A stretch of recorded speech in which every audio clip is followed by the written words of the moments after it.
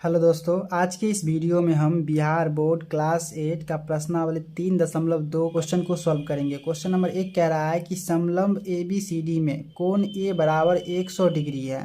समलंब A B C D है, इसमें कोण ए बराबर 100 डिग्री दिया हुआ है और बी बराबर 110 डिग्री दिया हुआ है। तो कह रहा है शेष दोनों कोणों का माप क्या होगा, ये पता करना है। तो पहले समझ लेते हैं समलंब चतुर्भुज होता क्या है। समलंब चतुर्भुज वैसा चतुर्भुज जिसकी भुजाओं का एक युग्म समांतर हो उसे समलंब चतुर्भुज कहते हैं। तो इसमें देख लीजिए, इस आकृति में ए बी समांतर है डी सी के, भुजाओं का एक युग्म समांतर है। इसका कंडीशन होता है दोनों समांतर भुजाओं से जुड़े लगातार कोणों के युग्म संपूरक होते हैं। संपूरक जिसमें दो कोणों का योग 180 डिग्री होता है उसे संपूरक कोण कहते हैं। तो इसमें कह रहा था कि समांतर भुजाओं से जुड़े, समांतर भुजा है इससे जुड़े लगातार कोणों का युग्म, समांतर भुजा इससे जुड़ा हुआ ये कोण और ये कोण है, दो ए और डी, एंगल ए और एंगल डी का जोड़ 180 डिग्री होगा। तो angle A plus angle D बराबर 180 डिग्री और समांतर भुजाओं से ये भी कोण जुड़ा हुआ है। तो angle B plus angle C बराबर हो जाएगा 180 डिग्री। समलंब चतुर्भुज में एंगल ए और एंगल डी दोनों कोणों का योग कितना होगा, 180 डिग्री होगा। तो ये पता है 100 डिग्री है तो ये कितना हो जाएगा 80 डिग्री, दोनों का जोड़ कितना होना चाहिए 180 डिग्री। तो आइए सॉल्व करते हैं।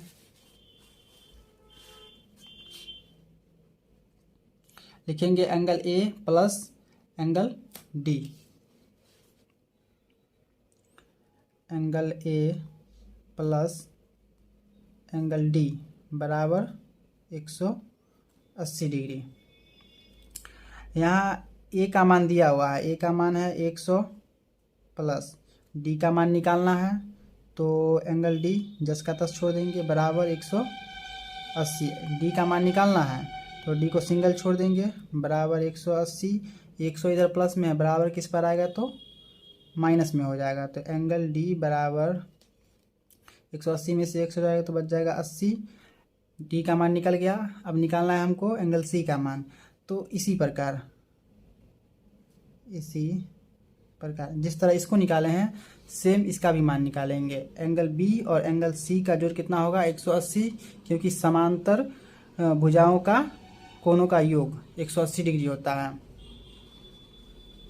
तो लिखेंगे angle B plus angle C बराबर 180, बी का मान दिया हुआ है 110 डिग्री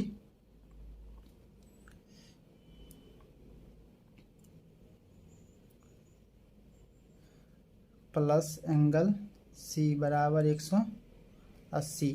हमको एंगल सी का मान निकालना है तो ये इधर प्लस में है बराबर किस पर आएगा तो माइनस में हो जाएगा। तो एंगल सी बराबर 180, ये प्लस का इधर आकर के माइनस का हो जाएगा। एंगल सी बराबर 180 में से 110 को घटा देंगे तो बच जाएगा हमारा 70 डिग्री। क्वेश्चन नंबर 2 कह रहा है कि एक समांतर चतुर्भुज की आसन्न भुजाएं 3:2 के अनुपात में है। यदि पहली आसन्न भुजा 6 सेंटीमीटर हो तब उस समांतर चतुर्भुज की परिमिति क्या होगी। यहाँ आसन्न भुजा दे दिया है अनुपात में, तो इसको मान लेते हैं पहले।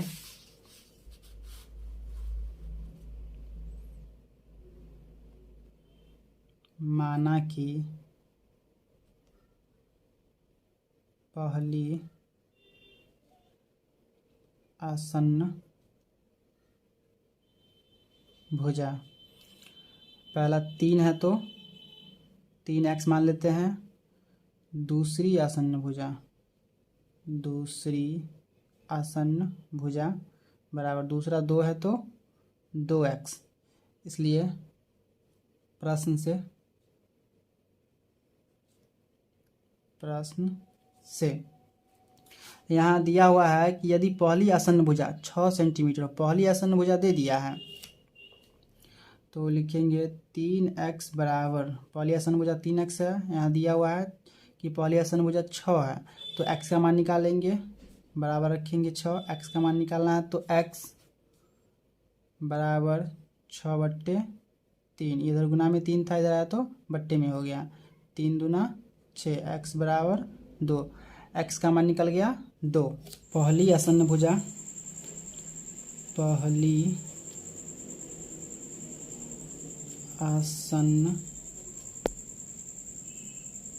भुजा दिया हुआ था 3x, x का मान निकाले हैं 2, तो x के ऊपर 2 रखेंगे, तो 3 गुने 2, 3 दूना 6 सेंटीमीटर। अब दूसरी आसन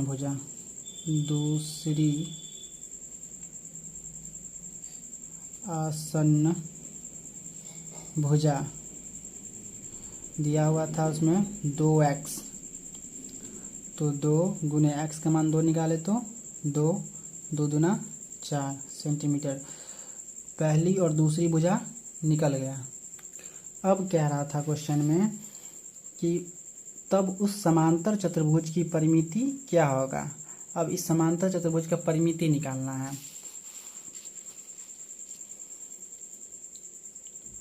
समांतर चतुर्भुज की परिमिति होता है 2 इंटू लंबाई प्लस चौड़ाई 2। लंबाई का मान, लंबाई 6 निकाले प्लस चौड़ाई 4, 2 6 और 4 जोड़ देंगे तो कितना हो जाएगा 10, 10 दूना 20 सेंटीमीटर। समांतर चतुर्भुज की परिमिति निकल गया। इस क्वेश्चन को फिर से समझते हैं। क्वेश्चन कह रहा था एक समांतर चतुर्भुज की आसन्न भुजाएं 3:2 के अनुपात में दिया हुआ था। कह रहा था पहली आसन्न भुजा 6 सेंटीमीटर हो, तब उस समांतर चतुर्भुज की परिमिति क्या होगा। दोनों भुजा 3:2 में दिया हुआ था। पहली आसन्न भुजा 6 सेंटीमीटर दिया हुआ था, तो माना कि पहली आसन्न भुजा 3x, दूसरी आसन्न भुजा 2x।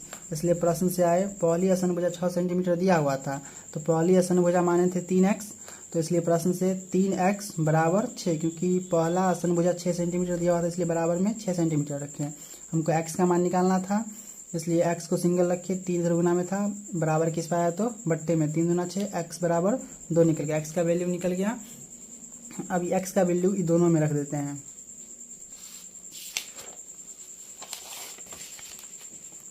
पहली आसन्न भुजा था 3x, तो x का मान 2 निकाले तो x के ऊपर 2 रखे, 3 दूना 6 सेंटीमीटर। दूसरी आसन्न भुजा 2x था, तो x का वैल्यू निकाले थे 2, तो 2 दूना 4। अब कह रहा था क्वेश्चन में कि समांतर चतुर्भुज की परिमिति क्या होगा, तो उसका फॉर्मूला लिख दिए। लंबाई और चौड़ाई का मान निकाल लिए थे, 6 और 4 मान रख दिए, जोड़े तो 10, और उसके बाद कोष्ठ हटने पर गुना का साइन पड़ता है, 10 दूना 20 सेंटीमीटर। क्वेश्चन नंबर 3 कह रहा है कि समांतर चतुर्भुज का एक कोण 120 डिग्री है, तो उसके बाकी तीनों कोणों की माप क्या होगी। चलिए इसको सॉल्व करते हैं। तो क्वेश्चन में कह रहा था कि एक समांतर चतुर्भुज है, बना लिए एक समांतर चतुर्भुज, उसमें एक कोण कह रहा था 120 डिग्री, तो एक कोण 120 डिग्री है। समांतर चतुर्भुज में होता है कि सम्मुख कोण आपस में बराबर होते हैं। इसका सम्मुख कोण ये हो गया, इसका सम्मुख कोण ये है, तो सम्मुख कोण आपस में बराबर होते हैं, तो एंगल ए 120 डिग्री होगा, तो ये भी 120 डिग्री होगा। और इसको x मान लेते हैं, तो ये x है तो ये भी x ही होगा। एंगल D बराबर है एंगल B के, इसको माने हैं x। तो समांतर चतुर्भुज के चारों कोणों का योग होता है 360 डिग्री। चारों कोणों को जोड़ देंगे तो लिखेंगे angle A plus angle B plus angle C plus angle D बराबर 360 डिग्री। एंगल A का मान है 120 प्लस एंगल B को माने हैं x, तो x प्लस है तो प्लस एंगल C है हमारा 180 20 प्लस एंगल डी को माने हैं एक्स, तो एक्स प्लस 300 बराबर होगा यहाँ पे 360। अब 120 को जोड़ेंगे तो हो जाएगा 240 प्लस 1x और 1x जुटेगा तो हो जाएगा 2x बराबर 360। 240 इधर प्लस में है, इधर आएगा तो माइनस में हो जाएगा। 2x बराबर 360 माइनस प्लस में था, इधर आकर के माइनस में 240। 2x बराबर 360 में से 240 जाएगा तो 0 में से 0 गया तो 0, 6 में से 4 गया तो 2, 3 में से 2 गया तो 1। हमको x का मान निकालना है तो इसको सिंगल छोड़ देंगे, x को बराबर 120।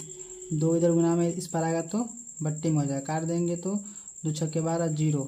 x का मान कितना आ गया हमारा 60 डिग्री। एंगल डी और एंगल बी को माने थे x, तो x का वैल्यू निकला 60। तो लिखेंगे एंगल डी बराबर 60 डिग्री और एंगल बी बराबर 60 डिग्री।